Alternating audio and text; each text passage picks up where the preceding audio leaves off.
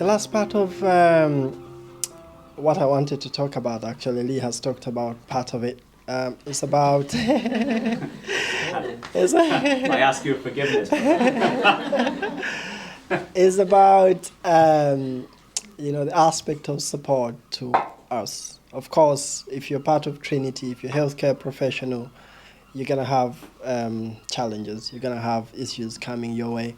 And I think that is going to be even worse if you're international. So if you come from abroad and you come here, the chances are you're going to have problems are probably higher if you're locally trained. So how do we as a network support each other, knowing very well that, if you're international, you're going to have all these things coming your way? I wrote down a list of problems that I think that every international will go through. I've left my paper there. I was going to read it out and see if that applies to you. Lee, do you want to give me the... So if you've ever had any of these issues, put your hand up. Okay. So if you have questions about driving, how do I pass a driving test? How do I get a license? If you have questions about where do I find my local food, is there a local market? Where do I get transitional food? If you ever had questions about how do I send money home, which is the cheapest way to send money home? If you had questions about family relocating, how do we get visas quickly, passports and stuff like that. Or if you have questions about how am I going to celebrate big days, I'm here on my own. I mean, the list is endless. Not talking about childcare, talking about all these things. Houses, for example. And this is another one that my wife gave me. How do I find a salon to braid my hair? So, I could go on and on and on. Chances are, these very questions are the questions I asked myself when I came. Same questions Albert asked himself when he came. They might be unique to you, but I think a few of us have gone through these very questions. How do we tap into this network to actually solve practical problems or practical challenges? You don't have to reinvent the wheel if someone out there already knows the answer. You don't have to feel lonely. You don't have to feel like there's nothing else that can be done when there is actually a few things that can be done. So we really want to use this network to not only pray for people, it's important to pray for people, but also offer some practical advice. If you know something that works, why not share it with someone who knows? But the truth is, we wouldn't know unless someone asked. We wouldn't know what is going on in your life. It might not be that you come out and tell everyone, but there might be someone that you could actually ask. I just want to share, I think, two small testimonies I have.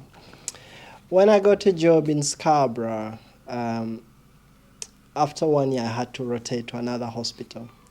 And there was a question of whether I move family to that new location or what's going to happen. I think in the end, having talked to a few people, the answer was maybe they're safer to stay because they've established connections and church and schools. But that meant I had to move to another town, a very expensive town for that matter. I had to pay for 2 houses, so these guys here and myself there. It was a real problem financially and also, working out, staying there and staying there. That time I belonged to a cell. I've even forgotten the word we use, a life group. I belonged to a life group. And I just brought it up. I said, I have to move, I have to change hospitals. What am I going to do? I don't want the people to go away. And a few people who are praying for me, one of them who is a member of the church actually talked to someone in that town who took it to church in that town. And amazingly, there was one Christian who said, "Oh, I've got a spare room." A spare room. This is not just any house. You know, this is a very nice house on half an acre of land.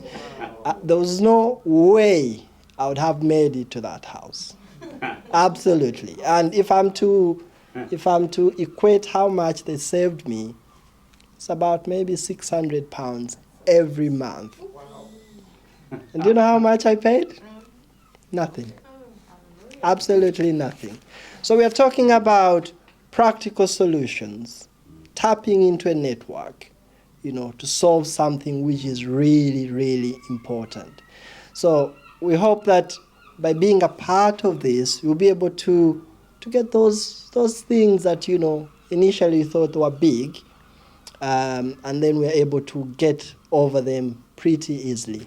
Yesterday we were celebrating with with Pavlak about my rotation actually has been changed. I'm going to York, which is something that he has been praying for. You know, he has been praying for that. So 6 months ago, and I've got it a clear evidence in my diary because I just note down a lot, so what I pray for. And 6 months ago, I knew that he will not go to anywhere else but to York. And it's just here we are. Yeah, so really two different aspects, you know. That was prayer. He stood in the gap. He was interceding. He didn't even tell me. I didn't know. And he just kept going, even when the reality meant, you know, otherwise. And then the other aspect is a practical aspect. So solving problems or being supported in those two ways. So partly will be the prayer, but I think partly will be the practical aspects. And I like what Lee said. Let's not get into that habit. It's a lot in our country. Oh, I'll pray for you. I'll pray for you. Some people don't, you know, say, I'll pray for you, but they really don't. Why not? I would love to find you guys in the corridor leading up to Lilac Ward, just on the side, just having a prayer. Why not? Why not? I'll tell you, one time I was running for a teaching, and I met one of my classmates. He was going the other way. And I asked him, "Oh, where are you going?" He said, "Oh, I have to go and pray first." He's a Muslim. I said, "What? It's teaching." He said, yeah, I'll join you. I have to go and pray."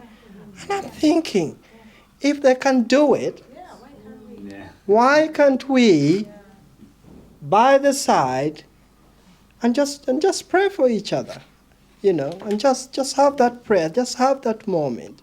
It's really important. And as we become more bold, all these things are going to become normal, you know. They'll be normal for someone to find you and be like, "Oh, sorry, I didn't talk to you. I was actually praying with Jocelyn." How good is that?